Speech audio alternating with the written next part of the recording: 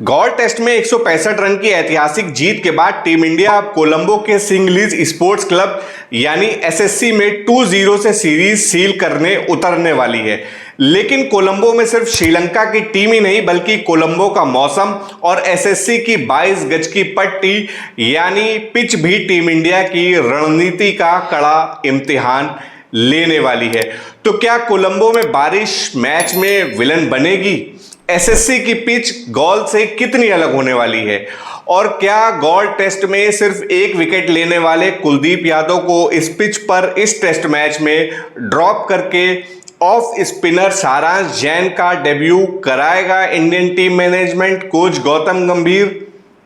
आज इस वीडियो में करेंगे कोलंबो के मौसम, पिच रिपोर्ट और भारत की प्लेइंग 11 का पूरा पोस्टमार्टम।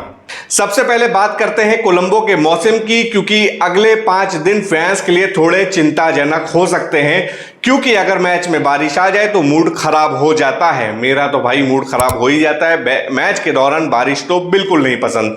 कोलंबो में शुरू हो रहे दूसरे टेस्ट मैच के दौरान टेम्परेचर 27 से 30 डिग्री सेल्सियस के आसपास रहने की उम्मीद जताई जा रही है। मैक्सिमम 35 भी हो सकता है। वेदर रिपोर्ट्स के मुताबिक मैच के शुरुआती दिनों में यानी शुरू के 2-3 दिन में करीब 45% से लेके 55% तक बारिश और बादलों के छाए रहने की संभावना है। मतलब 45 से 55 बारिश के चांस आप मान के चलिए। यानी गॉल में 60 से 70% था बारिश का चांस और वहां बारिश आई भी थी, मैच रुका भी था। लेकिन कोलंबो में वही चांस थोड़ा सा घट जाता है, 45 से 55% के बीच हो जाता है। बारिश होने की उम्मीद है, गॉल से कम लेकिन उम्मीद है।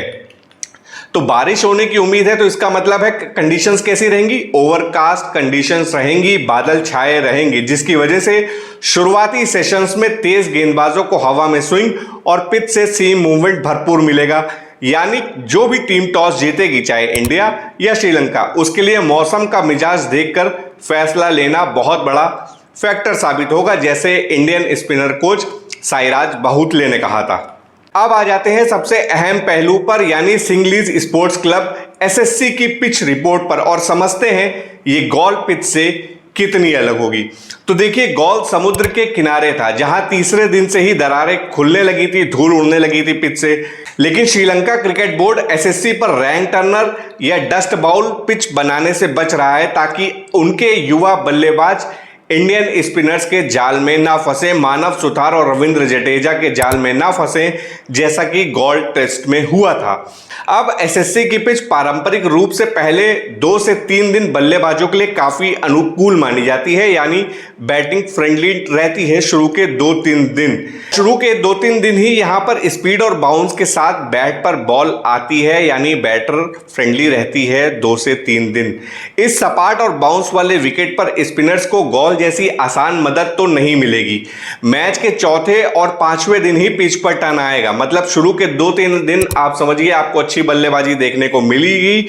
अगर आप बहुत अच्छी बॉल डालते हैं, लाइन लेंथ पे डालते हैं, तब आप विकेट निकाल पाएंगे। और स्पिनर्स कब हावी होंगे? चौथे 5वें दिन। मतलब स्पिन तभी आएगा। और Sri Lankan cricket board, Sri Lankan team भी ऐसी ही पिच चाहती है जैसी कोलंबो में उनको मिलने वाली है। तो टीम इंडिया की जो रणनीति थी उसको थोड़ा दरकिनार करके एक नई रणनीति के साथ कोलंबो के इस मैदान पर 2-0 से सीरीज सील करने के लिए उतरना पड़ेगा। ऐसे में यहां विकेट निकालने के लिए स्पिनर के पास कसी हुई लाइन लेंथ, ड्रिफ्ट, लगातार 25 से 30 ओवर एक टप्पे पर फेंकने का संयम होना बहुत जरूरी है, जो कि रविंद्र जडेजा के पास भी अच्छा खासा है और मानव सुथार के पास भी अच्छा खासा है। लेकिन अब यही ठीक एंट्री होती है कुलदीप यादव बनाम सारांश जैन में कौन खेलेगा इस बहस की। तो देखिए, गॉल में जहां मानव सुथार ने 10 विकेट झटके, रविंद्र जडेजा ने बड़ी सदी हुई गेंदबाजी करी, वही कुलदीप यादव ने पूरे मैच में सिर्फ 25 ओवर फेंके। पहली इनिंग में 14, दूसरी इनिंग में 11 और मिला सिर्फ 1 विकेट।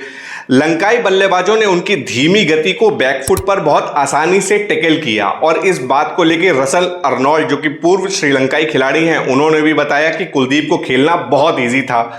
अब अगर कुलदीप खेलेंगे तो फिर से 3 लेफ्ट आर्म स्पिनर्स हो जाएंगे और श्रीलंका के पास लेफ्ट हैंडर्स ज्यादा हैं, क्योंकि 2 जो लोग आए हैं दिनेश चंडीमल और उनकी जगह पर, वो भी लेफ्ट हैंडर्स अच्छे बल्लेबाज हैं।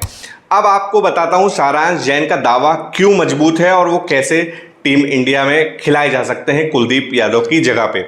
तो देखिए, श्रीलंका की टीम में कामिन्नू मेंडिस, सोनल दिन्यूशा, इन्होंने बहुत अच्छी बल्लेबाजी करी थी, सोनल दिन्यूशा ने शतक भी लगाया था, और नए शामिल किए गए कामिल मिशारा व सहन अराचीगिचे हैं, जैसे बाएं हाथ के बल्लेबाज की भरमार है, यानी लेफ्ट हैंडर्स मैंने आपसे थोड़ी देर पहले कहा जो ज़्यादा थे वही हावी हो सकते हैं। इसलिए अब सारांश जैन यहाँ पर मजबूती प्रदान करते हैं। सारांश जैन क्योंकि पारंपरिक ऑफ स्पिनर हैं जो गेंद को लेफ्ट हैंडर बल्लेबाजों के लिए बाहर लेके जाएंगे, यानी अवे फ्रॉम द बैट, यानी बल्लेबाज से दूर लेके जाएंगे, और अगर यहीं राइट हैंडेड होते तो उनके अंदर आएगी। यहाँ पर सारांश जैन के पास एडवांटेज है क्योंकि वो बॉल दूर लेके जाएंगे ऑफ स्पिनर होने के नाते।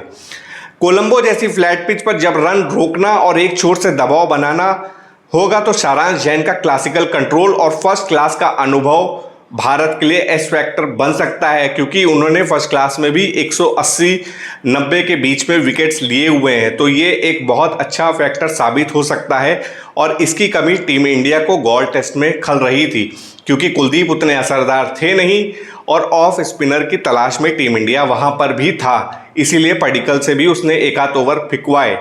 इसी के लिए सारांश जैन का दावा मजबूत माना जा रहा है। हालांकि स्पिन बॉलिंग कोच साईराज बहुतले ने साफ किया है कि टीम मैच की सुबह पिच की नमी और कंडीशन को देखकर ही प्लेइंग 11 तय करेगी कि कुलदीप यादव के साथ जाना है या सारांश जैन को इंडियन कैप देनी है। लेकिन मैं अपना वोट बताऊं, अपना मत बताऊं तो टीम इंडिया सारांश जैन के साथ ही जाते हुए मुझे दिख रही है, और उम्मीद है कि सारांश जैन का डेब्यू हो जाएगा। इसके अलावा मुझे और कोई प्लेइंग 11 में फिलहाल चेंज होते हुए नहीं दिख रहा है। अगर कोई एक चेंज होगा तो कुलदीप यादव की जगह सारांश जैन ही खिलाए जा सकते हैं। तो कोलंबो के इस मौसम और एसएससी की पिच को देखते हुए आपको क्या लगता है, क्या टीम इंडिया को कुलदीप यादव के अनुभव पर भरोसा जताना चाहिए या फिर सारांश जैन को डेब्यू का मौका मिलना चाहिए? कमेंट बॉक्स में अपनी प्लेइंग 11 और अपनी राय ज़रूर बताएं। वीडियो को लाइक ज़रूर कर दें, शेयर करें। क्रिकेट की हर इन डेप्थ एनालिसिस के लिए चैनल को सब्सक्राइब करना बिल्कुल ना भूलें। मिलते हैं अगले वीडियो में। जय हिंद।